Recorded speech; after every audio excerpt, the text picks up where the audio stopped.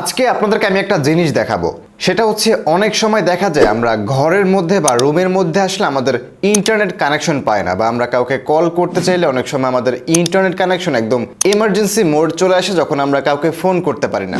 আজকের ভিডিও সম্পূর্ণ দেখলে আপনি মাত্র 1 মিনিটে এই সমস্যার কিন্তু আপনি সমাধান করে ফেলতে পারবেন।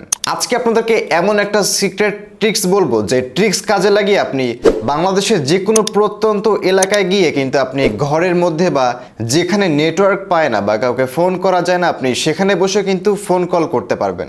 সো চলুন আপনাদেরকে আমি সেই সিক্রেট সেটিংসটা বলে দিচ্ছি। অলরাইট, তো একদম প্রথমেই আপনি আপনার মোবাইলের সেটিংসটা ওপেন করে দিবেন। তো আমি এখান থেকে সেটিংসটা ওপেন করে দিলাম।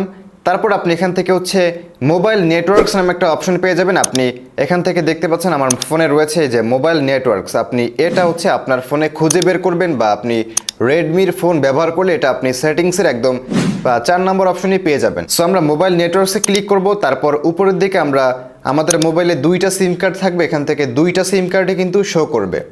এখন আপনি যেই সিম কার্ড দিয়ে আপনি যে কাউকে কল করতে চাচ্ছেন, আপনি সেই সিমটা এখান থেকে সিলেক্ট করবেন।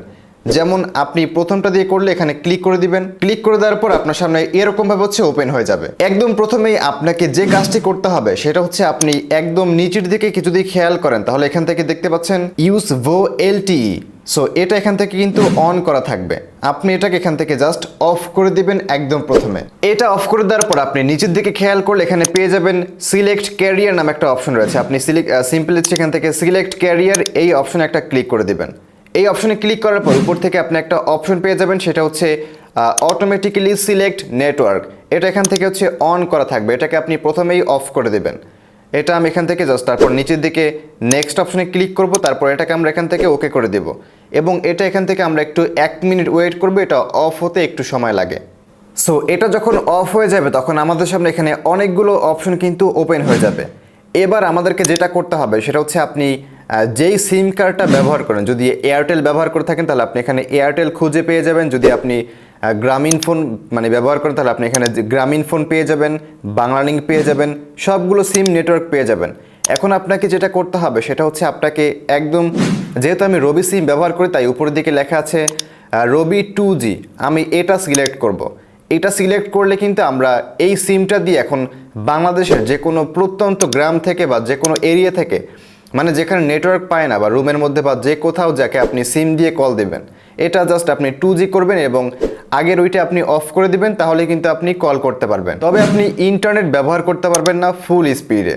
যখন আপনার কল করা হয়ে যাবে তখন আপনি এই অপশনটাকে জাস্ট এখান থেকে আবার রবি 4G বা বাংলালিংক বা জিপি 4G করে দিবেন।